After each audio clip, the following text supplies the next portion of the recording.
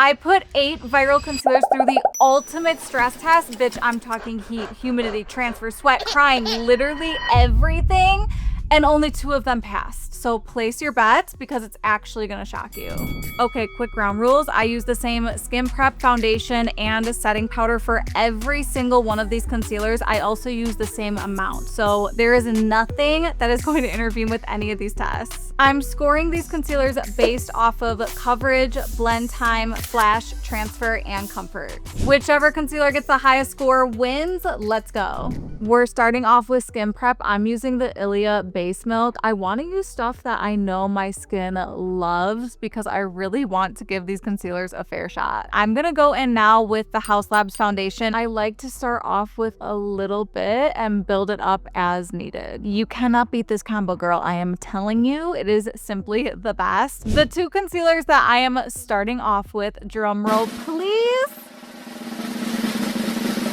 the L'Oreal Infallible concealer and the NYX Bear With Me concealer. I'm gonna put L'Oreal on my right side and NYX on my left. This is definitely a little too light for me, but all in the name of science, girl. Both sides are on, both sides are set. Let's start with the flash test.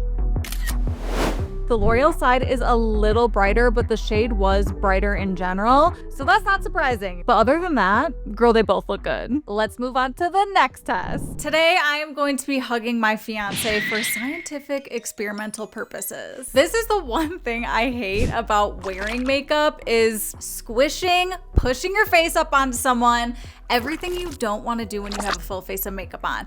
Guys don't understand. Okay, so my foundation came off, but I did not set that at all. I feel like my under eyes still look just as good as when I first did them, and I was pressing my face, girl, okay? But shockingly, they still look really good. We've officially moved on to the most stressful, intense test yet. For all my gym girlies, all my hot girl walk girlies, I'm doing this for you. Obviously, I don't live in Florida and we need to test out the heat test. So I have the shower on blast, literally the hottest it can possibly go. I'm walking on the treadmill and I have a giant heavy winter coat on. So I'm gonna walk for like 5 to 10 minutes and see if this does anything to my concealer. We're going a little over 5 minutes because I wanna sweat. I actually do sweat pretty easily, but for some reason I'm not really sweating right now, so we're turning it up. We are literally trying everything, and right now it does feel like I live in Florida. And girl, before you say, how do you know that? Bitch, I lived in Florida for 4 years. So it actually does feel like a hot summer day in Florida. I am getting hot, I am sweating. Woo, okay, bitch, I am hot. I am absolutely dying from that heat test. So let's see how this concealer held up.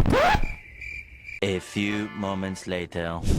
Neither of these look very good. They honestly kind of both look like shit. Both of them, I'll zoom you in, both of them are breaking apart right here in the corner. Neither of them are really holding up. They're kind of separating and it just does not look good.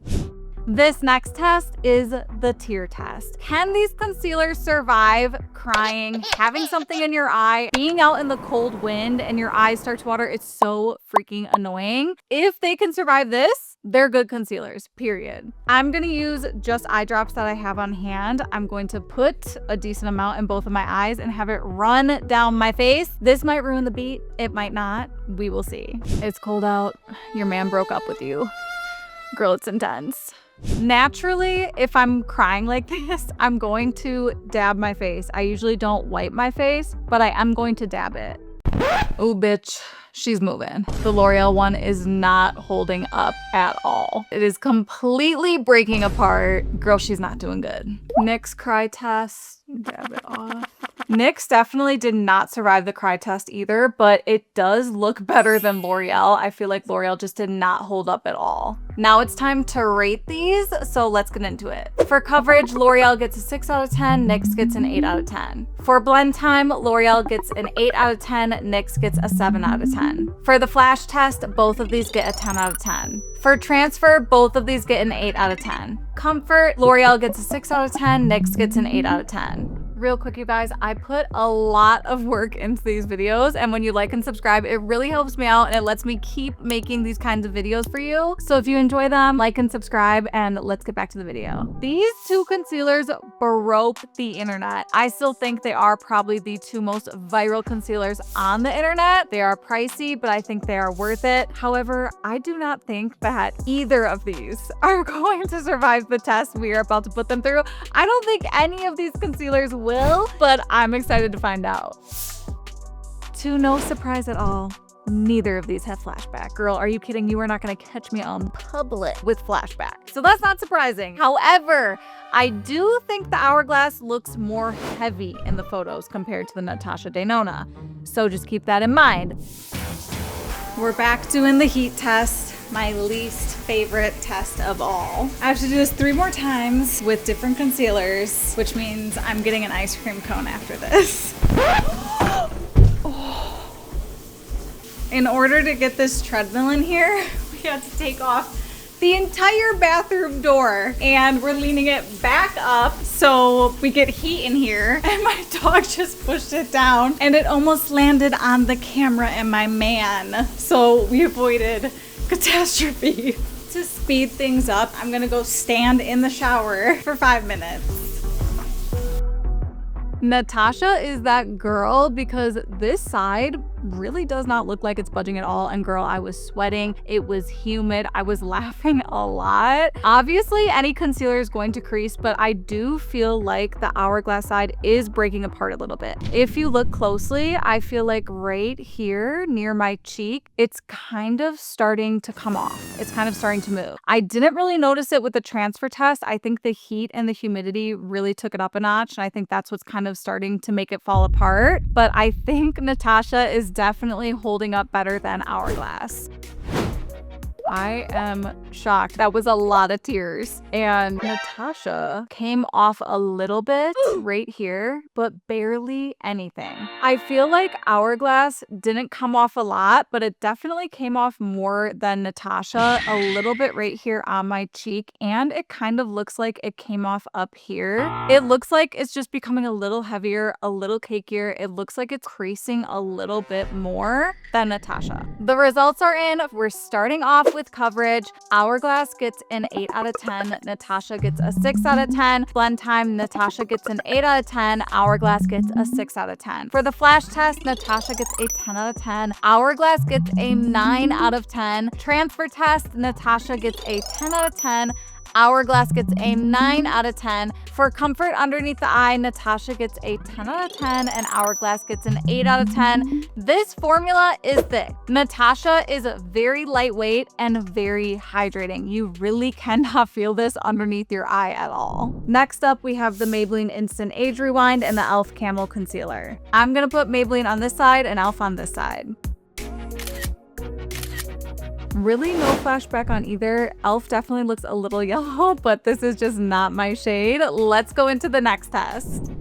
Again, a lot of foundation came off, but these concealers really aren't moving. If I had to choose one, I do think e.l.f. is holding a little bit better. Here we go, the heat test again. Girl, I'm getting hungry. We gotta wrap this up soon because it's time for lunch. Holy shit. Hot in there. That heat test did a number, girl. It's hard to tell, but they both definitely moved. I think e.l.f. is creasing more than Maybelline, and it does feel a little bit heavier. Let's see what happens in the cry test. e.l.f. surprisingly held up a lot better than Maybelline. Obviously, a little bit is coming off and it's not perfectly there, but I feel like the Maybelline side, girl, it looks a lot worse. Coverage, Maybelline gets an 8 out of 10, e.l.f. gets a 9 out of 10. Blend time, Maybelline gets an 8 out of 10, e.l.f. gets a 7 out of 10. For flash, both of these get a 10 out of 10. Transfer, Maybelline gets a 7 out of 10, e.l.f. gets an 8 out of 10. Comfort, Maybelline gets a 10 out of 10, e.l.f. gets a 9 out of 10. Our last round of concealers, LA Girl and Versed. I'm gonna put Versed on this side and LA Girl on this side. Surprisingly, neither of these really had flashback. The LA Girl one does look a little brighter. I think if I layered this a little bit more, it could possibly have flashback, but let's move on to the smudge test. Damn, honestly, maybe I should do a video on foundation because I think I ruined every shirt. It looks like neither of them budged, but if I'm really nitpicking, Versed might have moved a little bit. We're back in the bathroom doing the last and final heat test. I'm gonna pass out. I'm gonna be honest, you guys, I cannot believe a $2 concealer would pass this test, and my mind is blown. And the Versed doesn't really look that bad either.